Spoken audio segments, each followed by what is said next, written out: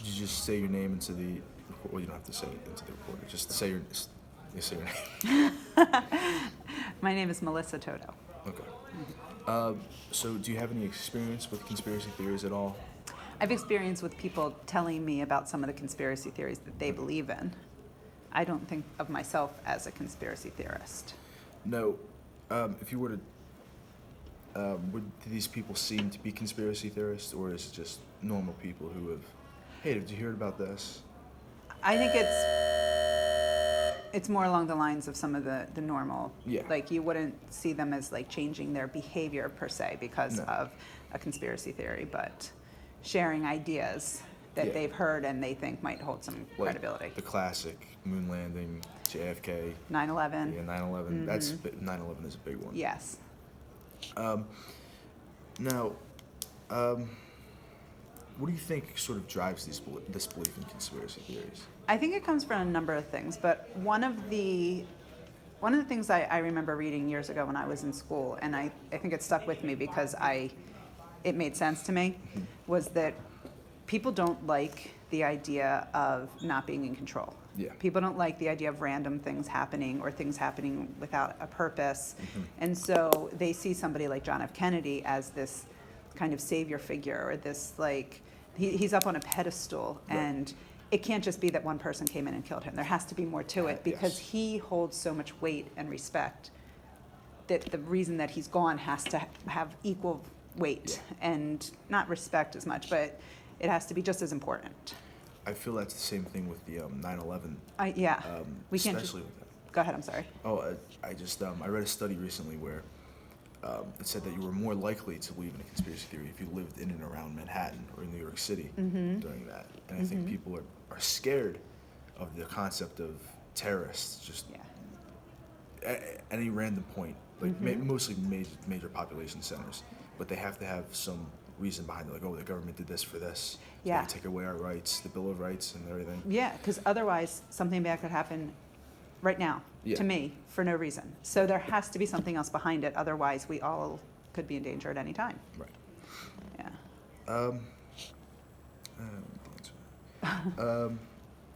Now, how do you think this corresponds with a sort of like a mental illness or schizophrenia? Do you think it can exacerbate? I do. And I do think, like, when we talk about, like, your average person who might believe in or who might entertain the idea, even if they don't believe in a conspiracy theory, Yeah. I don't think that that's a sign that they may be struggling. But I do think that when you talk about somebody who may be suffering from any kind of social anxiety, anything, even including, like,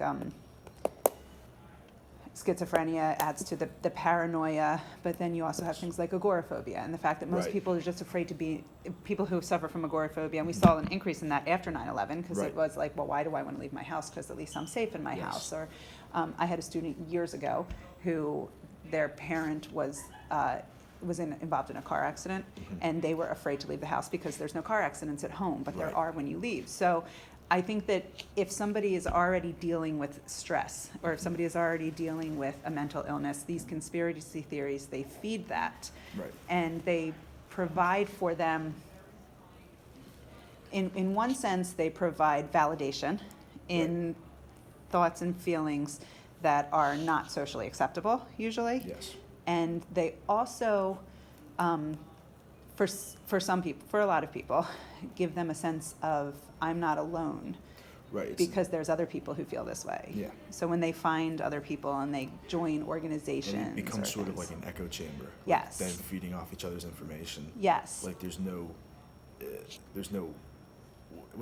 think it gets to a certain point, there's no search for new information. No. I think conspiracy theories can be helpful sometimes, in a sense where it gives you like a good critical thinking. Yeah, Like, it forces you to consider Yeah. other sides, other options. and when stuff. you think something maybe a little bit fishy, and you investigate, and you're presented with evidence to the contrary, you say, oh, well, this actually was a terrorist attack, in the Right. case of 9/11. But then people, again, through all the stressors that you were talking about, look deeper, and then they look elsewhere if they don't find the information they want. They only look to They only look confirm for- their yeah. thoughts, which is actually right now, if you consider the idea of fake news. Yes. Fake news is I don't know that it's been identified as a conspiracy theory, but that's essentially what it is. It's let me tell you why what you think is accurate, even though there's no supporting evidence for that, and make you feel good about feeling that way. I feel that it's a big conspiracy encompassing a little tiny bits of conspiracy theories. Yeah. Like a lot of it, and this, not everybody who says it's fake news, but I feel like there's a lot of extremes that sort of like tie into it and sort of maybe feed the general populace. Like one of the biggest things was I found CNN. A lot of the things where people are like criticizing CNN, a lot of the information that they're criticizing them on has been shared through a neo-Nazi sort of web forum where they have, it's very strange, but somehow pieces of that get taken on to bigger platforms like Twitter, and people start using that to attack CNN. Yeah. Like, not exactly like a Jewish conspiracy, but other information that's kind of tied in with the Jewish conspiracy. It's very strange. It's a very strange process. You have the overt information, but and a lot of people pick up on the overt information and something like that. Like you're like, okay, well, yeah, I can see like this is a neo-Nazi group and they're obviously going to say this, but then you're so busy looking at that, you're not noticing the little things that they're like planting in your head that's where they're really making inroads. That's where they're really making something happen, and you change your thought process. Have you heard of the Alex Jones in the info war? Yes. He's a very funny concept, but I feel like that's a little bit dangerous. Did you hear about his child custody hearing? His deposition? Yeah, where he had to come out and say that he's a character? Yes. I watched half of that, and I'm like, this is fantastic. Because he's such a different person, and then when you see him, even outside of his show on Joe Rogan's podcast, where he's like, they're smoking weed and having fun. It's just like, I feel like I get three different Alex Joneses. It's the real Alex Jones, which is in the deposition, where he's trying to be respectful. Then we get the crazy conspiracy theorist, Alex Jones, making a living. Infowar. He was making a living off of people, off of their stoking their fear, stoking their and then we get funny Alex Jones, which is he's wearing the tinfoil hat. Right. He's turning the freaking frogs gay. Like, I don't know if you ever heard that. I haven't heard that one, but that's the biggest meme ever come out of Alex Jones. We could talk about Alex Jones for years. I could, at least. Because I think he's a double-edged sword. Yeah. He's dangerous and hilarious at the same time. Depending on how you read him, yeah, for sure. I would say that do you have any opinions on the way the internet sort of maybe exacerbates the issue with? The internet in general is dangerous for that reason, and it's funny. I remember seeing stuff this year on April Fool's Day. Right. It was like it's the only day that people use their critical thinking skills when they read something on the internet. Right. And it's like, that's true. For whatever reason, every other day you just believe what you read. People don't want to look into things. So I did find that as like an interesting take because, I mean, even Wikipedia. Yeah. I mean, I went onto Wikipedia and looked up Upper Marion a couple years ago, and they said we had a graduating class of 49 people. And I'm like, see, that's why you can't trust Wikipedia, because I might go on there today. Right. I might go in there today and they have it right, but I don't know if it's going to be right tomorrow. I went on one time and they said blackface is considered a compliment to people. And I'm like, well, that's not true either. So the internet, just because it's there, doesn't mean it's accurate. Yeah. And I think when somebody believes in conspiracy theories or is in a vulnerable position, being able to find unsubstantiated support for any viewpoint out there is dangerous. Yeah. And then anytime somebody tries to show the other side of it just for consideration, then it becomes like a major conflict within the person, within the family, and it just like kind of adds to all that. And you can consider a number of different, if you're talking about psychology, a number of different psychological disorders that really stem from that feeling of being alone or that feeling of low self-confidence and all of those things, conspiracy theories, and finding somebody to validate what you're saying, even if it's incorrect, they can bring those about faster and also put off the desire to get any kind of treatment. Right. Because those doctors might just be in on the conspiracy. Yes. Yeah. So. Now, in terms of combating this sort of false information or conspiracy theories. I found very little about how we're able to do that, how we should be able to do it. But one thing I did find was, going back to like the neo-Nazi sort of thing, was that there's a black man, his name is Daryl Davis, where he's able to communicate with KKK members. Okay. And he's been able to turn people, like, because you have a vision, I would assume, the racists do, of how, another race is. Right.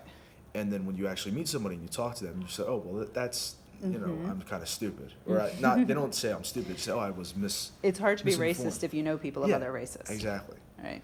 And I through my digging for how to combat conspiracy theories, I feel like that's applicable. Would you say that's sort of applicable, like a exposure therapy? I do. I would say more like cognitive behavior therapy. Yeah. Like this idea, like if you are actually faced with facts, or at least you're open to consider them, or the Flat Earth Society tried to do experiments. Did you hear about these experiments? No. They tried to do experiments to prove the Earth was flat, but all of their experiments failed and proved the Earth was round. So somebody who is not suffering from a mental illness would take that as something they needed to reconsider, right? We gotta think about this all again. I love the tweet where it's like, well, then how is Mars round or something? And he goes, well, Mars has been observed to be round. Well, so is the Earth in the same way. I don't understand. Right? Yeah. How is that? Yeah. That one cracks me up that we're in 2019 and there's a Flat Earth Society. Shaq believes the Earth is flat. Of course. Does he have a cat? He probably thinks the cat's going to knock everything off the edge, too. Have you seen that meme? No, The Earth was flat. Cats would knock everything off the edge. I've seen the cylindrical Earth meme. I've seen that one. And then the ice cap.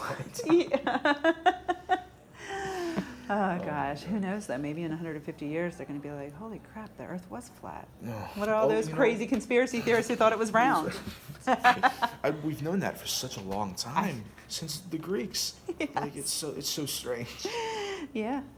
It is. It's bizarre that that's held on. Yeah. But, I mean, hey, think of every organized religion. Yeah. Oh, that's that. You know? That's true, yeah. What's the difference between a conspiracy theory and a Catholic? That's. I mean, and I'm a Catholic. I'm so not am I, saying that as like yeah. but is it just that there's enough of us who believe it? Yeah. No, I think. But that's a whole different direction. Yeah. That's a whole different senior project. That's so ingrained in society. People are not ready to. No. Well, some people are not ready to think critically about it. Boy. Don't put that part in your project. All of my Oh, kids will hate no, me. I promise. Wow, that was great. I think I was gonna say something else I forgot about. Another thing that leads to people believing in conspiracy theories is economic and job insecurity, which I thought was very interesting, because that ties into the whole like, oh, it's all a big conspiracy against me. It turns into like, oh, it's me, or it's my certain group of people that it's against. There's a belief in psychology that when good things happen, it's because I'm a good person, and when bad things happen, it's because everybody else is bad people. Yeah. And that's kind of that idea. Yeah. That like, good things happen to me because of me and my hard work and all that other stuff. But when bad things happen, if I get a bad score on the test, it's because it's an unfair test or the teacher doesn't like me. Right. If I do well, it's because I'm smart. So it's kind of like that kind of a, not exactly self-fulfilling prophecy, but kind of along those. Yeah. It's not that I didn't take any time to study. It's that the teacher doesn't like me, or they're not good at their job, or whatever. And obviously I'm saying that as my example because here we are. Yeah. But that's like an interesting consideration also, this how do we view ourselves and how does that come out when we're looking at different kinds of critical thinking type issues that come up.